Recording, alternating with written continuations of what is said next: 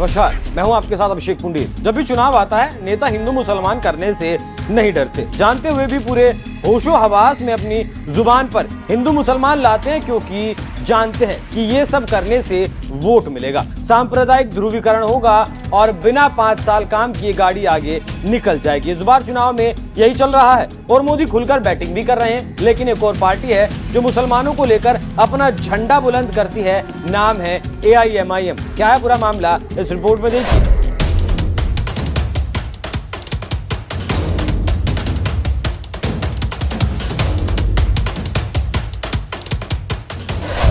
दो चरण का चुनाव खत्म हो चुका है, तीसरे चरण में 7 मई को मतदान होना है। ऐसे में सभी पार्टियां अपनी ताकत को आजमाने और बढ़ाने में लगी हैं। इसके साथ ही साथ पार्टियां अपनी कमी को दूर कर ज्यादा वोट हासिल करने में लगी हैं। उसी कड़ी में इस समय मुसलमान केंद्र में है और हर पार्टी मुसलमानों को लेकर अपनी बात कह रही है। उसी कड़ी में AIMIM प्रमुख असदुद्दीन ओवैसी ने रविवार को बीजेपी और कांग्रेस के बीच लड़ाई में वो कूद पड़े जो प्रधानमंत्री नरेंद्र मोदी की टिप्पणी और धन का बंटवारा मामले पर जमकर बरसे। रविवार को हैदराबाद में एक रैली में ओवैसी ने प्रधानमंत्री की जिनके पास सबसे अधिक बच्चे हैं टिप्पणी पर पलटवार करते हुए कहा, मुसलमान सबसे अधिक कॉन्डोम का उपयोग करते हैं। और सत्तारूढ़ पार्टी की मोदी की गारंटी टैगलाइन पर कटाक्ष करते हुए कहा, प्रधानमंत्री की एक ही गारंटी है, दलितों और मुसलमानों से नफरत। इससे आप समझ सकते हैं कैसे हिंदू मुसलमान का माहौल बनाया जा रहा है। इसके साथ ही साथ रेवन्ना मामले में मोदी को जमकर घेरा।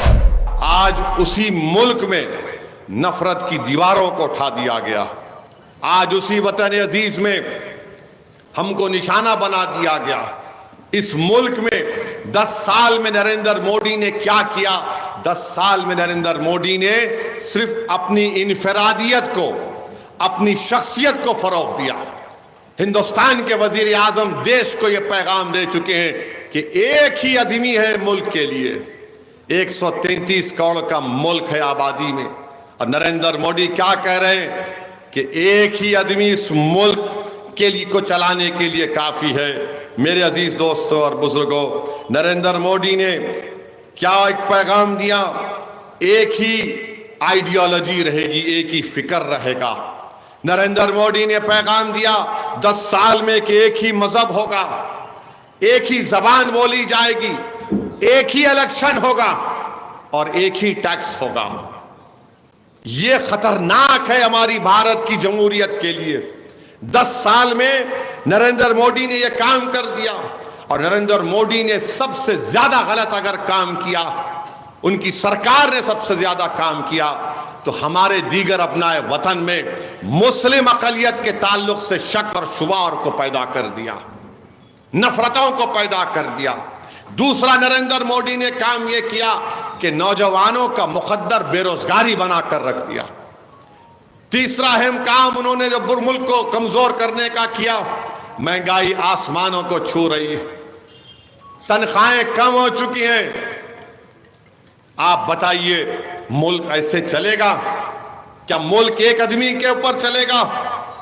क्या ये मुल्क एक आइडियोलॉजी पर चलेगा? क्या ये मुल्क एक मजहब के नाम पर चलेगा, एक तहजीब के नाम पर चलेगा, एक इलेक्शन के नाम पर चलेगा, एक टैक्स के नाम पर चलेगा? इसीलिए 13 तारीख को इन तमाम चीजों के खिलाफ आपको उठकर अपने वोट का इस्तेमाल करना है। और आपको वोट का इस्तेमाल इसलिए भी करना है मेरे अजीज दोस्तों और बुजुर्गों कि आप देख रहे हैं कि मजलिस इत्तेहादुल मुस्लिमीन, हमारे बुजुर्गों ने, हमारे मरहूम कायद सालार ने, जितने मजलिस के जिम्मेदार आज इस दुनिया में नहीं है, उन्होंने इस जमात के लिए जो कुर्बानियां दी, उनकी कुर्बानियां देने का मकसद और उनकी जिंदगी का पैगाम इस जमात का नज़्ब-उल-ऐन यही है कि हमारी एक सियासी आवाज हो, हमारी सियासी नुमाइंदगी में इजाफा हो। इसीलिए आप देखते हैं कि मजलिस के 7 अरकान असम्बली हैं। अल्हम्दुलिल्लाह तेलंगाना की ऐवान असम्बली को, उससे पहले आंध्रा की ऐवान असम्बली को हिला के रख दिए। तो सुन लिया आपने क्या कह रहे हैं ओवैसी और क्यों मोदी शाह को घेर रहे हैं। जानकारी देते चलें कि रेवन्ना का मामला ऐसे समय में आया जब चुनाव चल रहा है और इस चुनाव में दूसरी पार्टियां इसे बीजेपी को पकड़कर घेर रही हैं और इसका कारण है बीजेपी जेडीएस का गठबंधन।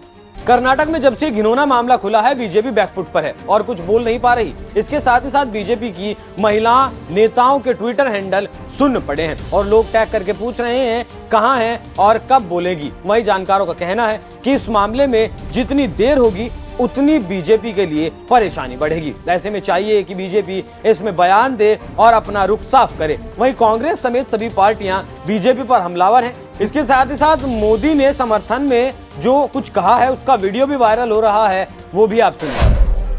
हासन लोकसभा से एनडीए के श्री प्रज्वलन रेवन्ना और मंड्या से मेरे मित्र एचडी कुमारस्वामी आने वाली 26 अप्रैल को इनके लिए आपका हर वोट मोदी को मजबूती देगा, देश का भविष्य तय करेगा। हासन लोकसभा से एनडीए के श्री प्रज्वलन रेवन्ना और मंड्या से मेरे मित्र एचडी कुमारस्वामी आने वाली 26 अप्रैल को इनके लिए आपका हर वोट मोदी को मजबूती देगा, देश का भविष्य तय करेगा। हासन लोकसभा से एनडीए के श्री प्रज्वलन रेवन्ना और मंड्या से मेरे मित्र एचडी कुमारस्वामी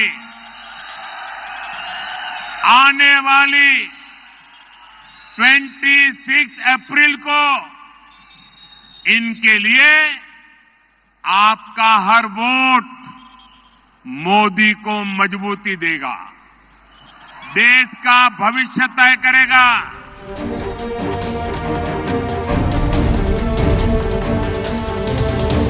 तो आप समझ सकते हैं कि कैसे चुनाव के समय में बीजेपी फंसती जा रही है। वहीं इस मुद्दे पर प्रियंका गांधी ने भी मोदी को घेरा और जो बोला उससे बीजेपी को सांप सूंघ गया। मैं उनसे पूछना चाहती हूं कि आज कर्नाटका में एक बहुत बड़ी बात निकली है कि उनके साथ जो मंच पे खड़े थे, जिनके लिए मोदी जी ने वोट मांगा, उन्होंने हजारों महिलाओं के साथ दुष्कर्म किया, हजारों महिलाओं के साथ। मैं पूछना चाहती हूं मोदी जी क्या कहते हैं इसके बारे में, क्या कहते हैं हमारे प्रधानमंत्री इसके बारे में, हमारे गृह मंत्री क्या कहते हैं इसके बारे में। कुछ समय पहले 3 दिनों के लिए मैं अपनी बेटी से मिलने गई। प्रधानमंत्री जी, गृह मंत्री जी बोलने लगे कि प्रियंका गांधी विदेश में गई है। जहां मैं जाती हूं इनको पता चल जाता है, जहां विपक्ष के नेता जाते हैं इनको पता चल जाता है। लेकिन इस तरह का अपराधी, इस तरह का राक्षस इस देश को छोड़ के चले जाता है और इनको पता नहीं चलता। हम कैसे यकीन कर सकते हैं इस बात पर? सब चीज, हर जानकारी इनके पास जाती है।